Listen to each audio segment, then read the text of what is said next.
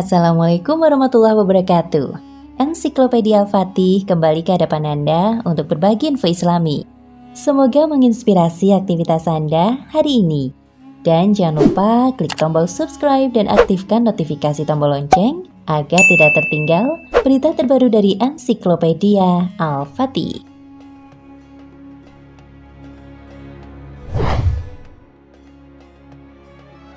Al-Quran diturunkan tidak secara sekaligus, melainkan turun secara berangsur-angsur kepada Nabi Muhammad SAW. Karenanya dulu ayat Al-Quran belum tersusun rapi seperti saat ini. Jika Anda buka mushaf Al-Quran, maka ayat di halaman pertama adalah ayat di surat Al-Fatihah. Padahal ayat yang pertama kali turun adalah surat Al-Alaq 1-5. Lalu ayat apa yang terakhir turun? Ibnu Taimiyah mensinyalir, di antara sebab perbedaan ulama adalah tidak semua informasi mengenai sumber-sumber hukum mereka dapatkan. Para ulama itu berijtihad sesuai dengan informasi yang mereka terima. Hal yang sama juga terjadi dalam penentuan akhir ayat yang diturunkan oleh Allah kepada Nabi Muhammad SAW. Semua informasi yang kita terima berkaitan dengan masalah ini tidak ada yang bersumber langsung dari Nabi sendiri. Informasi ini diberikan oleh para sahabat atau para tabi'in sesuai dengan pengetahuan mereka.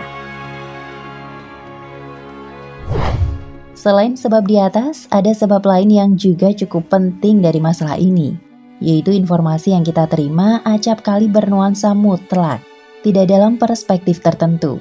Misalnya, Imam Bukhari meriwayatkan dari Ibnu Abbas, ia mengatakan, telah turun ayat berikut ini. Dan barang siapa yang membunuh seorang mukmin dengan sengaja, maka balasannya ialah jahanam. Kekal ia di dalamnya dan Allah murka kepadanya dan mengutukinya serta menyediakan azab yang besar baginya. Quran Surat An-Nisa ayat 93. Dan ia adalah ayat yang turun terakhir kali dan tidak ada yang menasahnya. Dan masih banyak riwayat-riwayat senada yang memberi kesan turunnya suatu ayat pada kali terakhir. Oleh karena itu ada dugaan kuat bahwa para pencetus ide-ide tersebut tidak bermaksud menyebutnya sebagai ayat yang paling ujung dari rentetan ayat-ayat yang diturunkan kepada Nabi Muhammad. Akan tetapi hanya sekedar menyebutnya sebagai ayat terakhir dalam permasalah terkait atau terakhir dalam perspektif tertentu lainnya. Sebagian ulama bersifat skeptis dalam menentukan ayat mana yang terakhir diwahyukan. Mereka beranggapan bahwa informasi tentang ini sangat beragam dan saling bertentangan satu sama lain. Selain itu, penetapan masalah ini tidak mempunyai implikasi keagamaan yang berarti. Dilihat dari ini betapa para ulama sendiri banyak yang merasa kesulitan dalam menyaring kesimpang siuran informasi itu.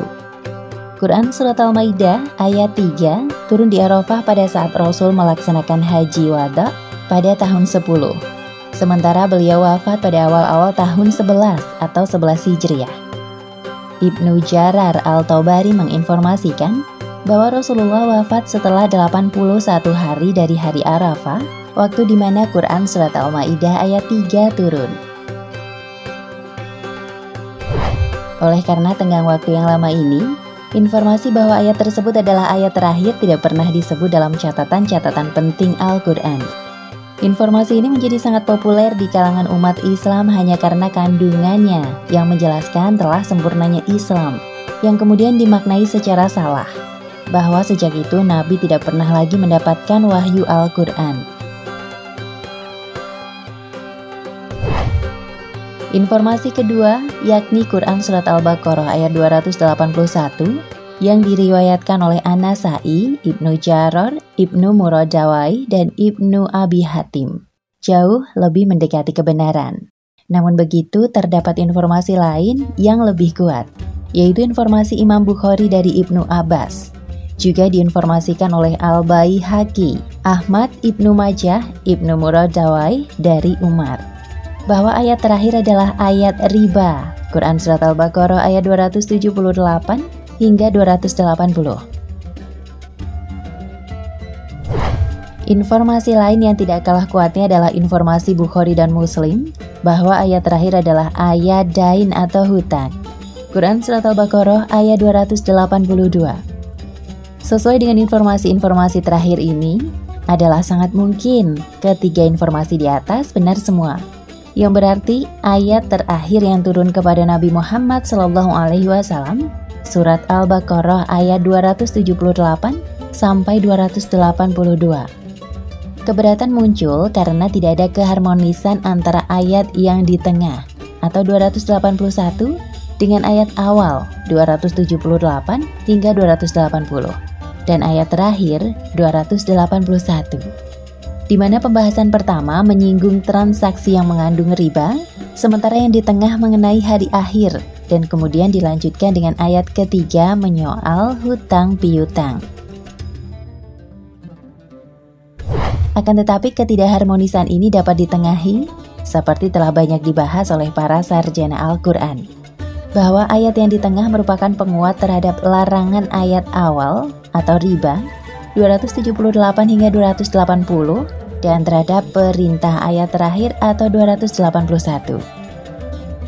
Hal ini sesuai dengan ajaran Islam, bahwa perintah dan larangan Al-Quran tidak hanya selesai pada urusan duniawi, akan tetapi juga ada tuntutannya pada hari pembalasan nanti. Nah, pemirsa Ensiklopedia Al-Fatih, sampai di sini perjumpaan kita kali ini. Semoga menginspirasi.